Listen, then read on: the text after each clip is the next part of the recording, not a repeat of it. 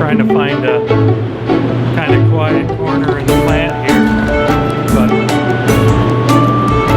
I just wanted to talk to you a little bit about an initiative that we're going to carry out over the next little while. What our plan is to be able to provide some of the information, some of the things that we've learned over the years about this business, the meat business in Ontario, specifically how we get through to retail, and sort of the program that we've been able to come up with that's worked well for us. We've seen a lot of the challenges and the realities in the meat business, and so that's something that we wanted to be able to share. My father and his family started this business in the 70s, and it's been something that my three brothers and I have grown up in. We've done everything. We've grown beef, we've grown chicken on the farms. It's been part of who we are our whole lives. Because we've been in this business all our lives, we've developed what we would kind of call a superpower. So we've got an X-ray vision that goes right from one end of the industry all the way to the retailer, to the consumer. And so we get to see the farming practices that go into creating the product. We get to see through a wall that exists between production and the processing. And then we also get to see what happens as far as logistics, distribution, packaging, and all the way to retail. And obviously we're consumers ourselves. We've also been talking to consumers for about 40 years about the best product that we can provide to them, and we've come up with what we think is the best product for the farmer, the retailer, the consumer, the environment, for our employees. And so we feel pretty good, and we're actually able to share a little bit, and that's going to be something I do in this video series as well, is share with you a little bit about the traction that we're gaining now in the Ontario market with this product. And so hopefully that adds some value as well for you.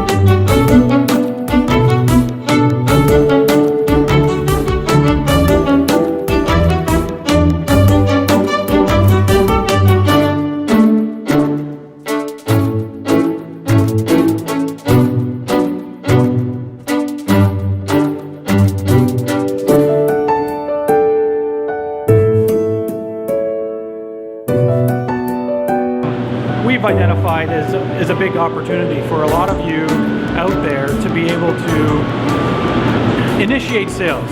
Pick up an extra $20 every time a customer comes to your farm market or to your retail store, and get that extra sale. It's going to help the consumer. It's a value add for the consumer because you're actually providing them more value. Something that we've identified as a problem or a challenge for retailers all over, no matter what size they are, is that the environment for growing, processing, packaging, and retailing meats is often very challenging. We've got spreadsheets and spreadsheets of yields and costs, and you know, you take an animal that grows on a farm and it's worth X dollars, and then you turn that into 300 different products, and now try to figure out what should we get for strip loin steaks versus what should we get for lean ground beef.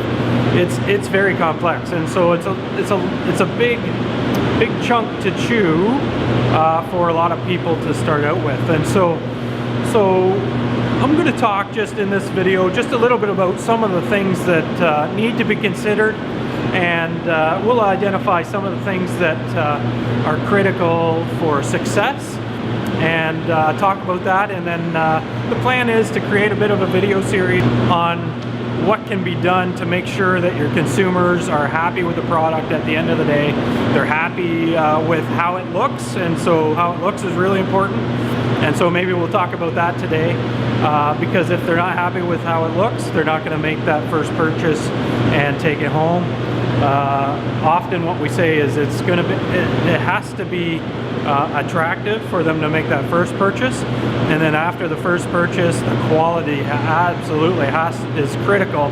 Otherwise, they won't make the second and third and fourth and fifth purchases. So that's something that we'll get to today, I think. So on the topic of how the product looks, we're gonna go into the plant. I'm not sure how good the sound will be, but we'll try and take some pictures of, you know, some of the things that we talk about in retail on how we make a product look attractive. Food is tricky because not only does it have to be attractive, but it also has to be in a food safe condition, has to be in a durable package, something that'll help us maintain the integrity of the product so that it's you know, not leaking in a bag when the consumers go home and so on. So we'll get to that. We'll go out to the plant, and we'll head up to the retail after that.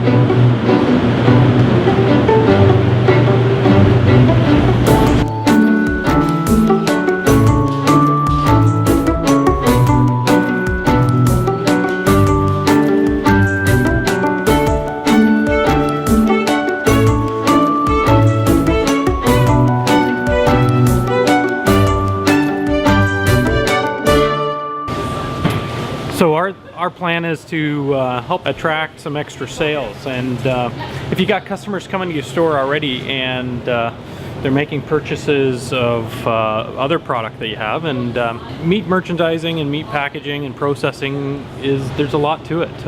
Miles and miles and miles of regulations and specs that need to be considered, and so it's not easy for somebody to just get into. We've got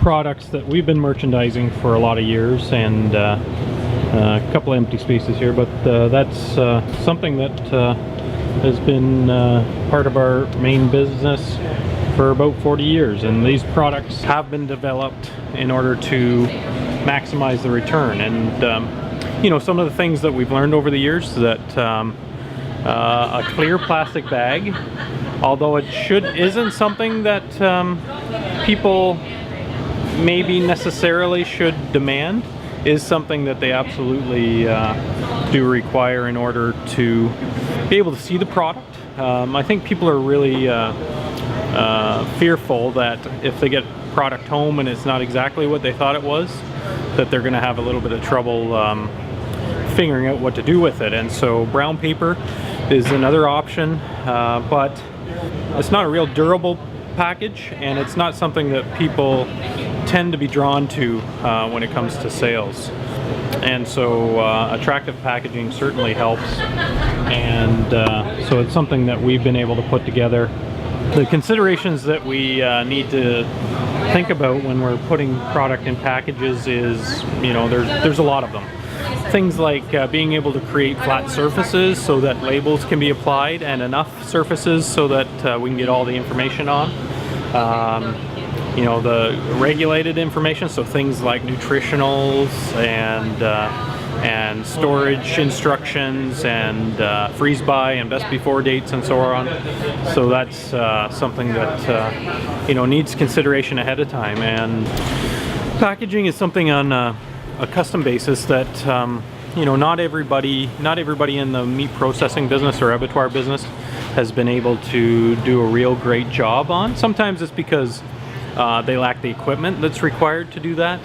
Sometimes it's also because they lack the time themselves to be able to do some of the packaging. Some of the processes are very time consuming, and it's always easier to slam meat into a 10-pound box or a larger package rather than you know, an individual like 300-gram package. There's a lot that goes into packaging a product well. As you can see here, we've got quite a sheet of specifications, different requirements for every product, and you know, this could be different from one customer to another. So there is a lot that goes into it. You know, what the label says, what product that it's made from, the average weight of the package, you know, how lean the product is, where on the carcass it comes from, what type of package we put it in, whether it's made with roll stock or vacuum bag, how many products or how many of the packages go into a case, and you know, so on and so on. So there is a lot that goes into that, and so it's easy to see why it's not something that gets done easily. The other thing is sometimes they don't have the staff resources available, kind of similar to the time issue, but it's often something that stops people from being able to spend the proper amount of time on that product. And so something that's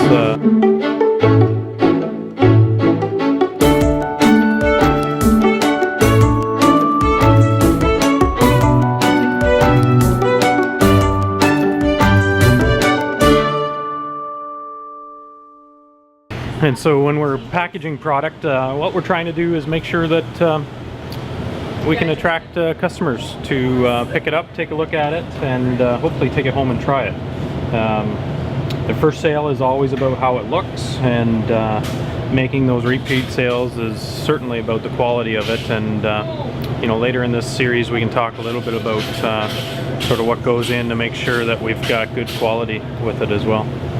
For this first video, just wanted to give you sort of my conclusion is that what we want to do is we want to make sure that we've got packages that are drawing the attention of the customer, and that in certain circumstances where maybe you're not selling meat, or where this is going to be a new product for you, that we're adding some extra sales to the basket for customers, number one, and number two, we're giving customers an additional reason to be able to stop by and shop with us. And so that's what we try to do. That's why there's tomatoes from a local greenhouse here that grows down the road. I pick up my CSA basket from them, but that's what we're trying to do. We also do sort of in-season asparagus from local farms, and sweet corn, and a number of other things as well. And the reason why that package, we want it to draw their eye, is because we want them to try it for the first time. We also want to be able to have our staff make recommendations. In the next video we'll be talking about how do we handle the product so that we can avoid shrinkage. So shrinkage being product that's not available for sale. So you buy it, you spend money on it, but you don't actually sell it before the best before date, or maybe a little bit of a clue for you is a freeze by date that we add to our packaging, and make sure it gets added on there, but we'll talk about that next time. Thanks very much.